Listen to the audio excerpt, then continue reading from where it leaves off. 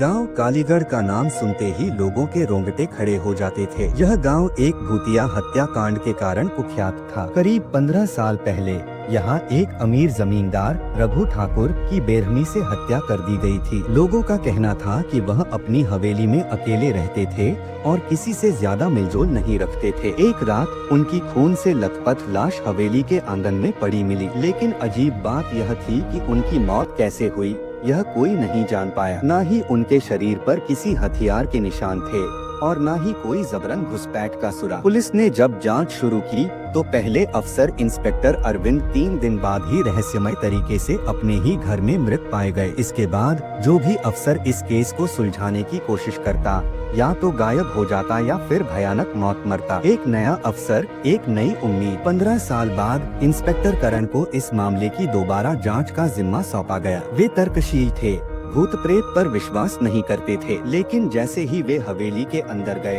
अजीब घटनाएं शुरू हो गयी। हवेली के कमरों में सरसराहट सुनाई देती, खिड़कियां अपने आप खुल बंद होती और सबसे डरावनी बात, रघु ठाकुर की खून से लिखी हुई एक चिट्ठी मिली। मेरी आत्मा तब तक चैन से नहीं रहेगी जब तक मेरे कातिल को सजा नहीं मिलेगी। सच सामने आता है। इंस्पेक्टर करण ने गाँव वालों से पूछताछ की तो पता चला कि रघु ठाकुर का अपना एक नौकर बंसी था जो उनकी हत्या की रात से ही गायब था। क्या बंसी ही असली कातिल था? जांच के दौरान करण को पता चला कि बंसी की मौत उसी रात एक कुएं में गिरकर हो गई थी। लेकिन फिर एक सवाल उठा, अगर बंसी भी मर गया तो हत्या किसने की? करण ने पुराने रिकॉर्ड खंगाले और तब उन्हें पता चला कि रघु ठाकुर के मरने से कुछ दिन पहले उनके छोटे भाई शंकर ठाकुर ने उनसे जमीन जायदाद को लेकर झगड़ा किया था। जब करण ने शंकर का पीछा किया तो उसे एक गुप्त सुरंग का पता चला जो हवेली के तहखाने से निकलती थी। सुरंग के अंदर एक पुराना संदूक रखा था। जब करण ने उसे खोला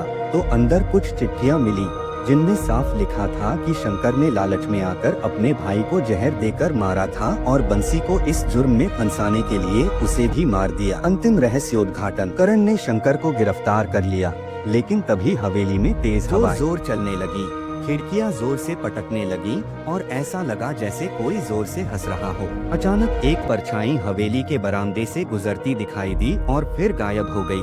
शंकर को सजा हुई, लेकिन गांव वालों का मानना था कि रघु ठाकुर की आत्मा अब चैन से सो पाएगी। लेकिन करण को हमेशा एक सवाल सताता रहा, आखिर हवेली में जो अजीब घटनाएं होती थीं, वह महज एक संयोग थी या सच में कोई अनदेखी शक्ति वहां मौजूद थी? ऐसी ही रोमांचक वीडियो देखने के लिए हमारे चैनल को अभी सब्सक्राइब करें।